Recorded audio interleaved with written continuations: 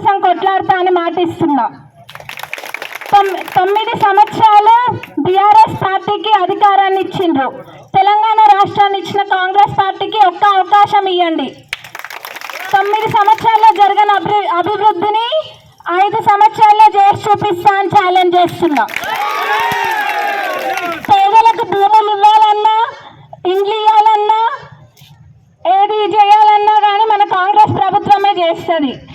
దళిత బంధు లేదు, దళిత బంధు ఇయ్యలే, గిరిజన బంధు ఇయ్యలే, డబుల్ బెడ్రూమ్లు ఇయ్యలే, గృహలక్ష్మి ఇయ్యలే. మరి ఏం చేసిండ్రు వాళ్ళు? దాచుకుండ్రు.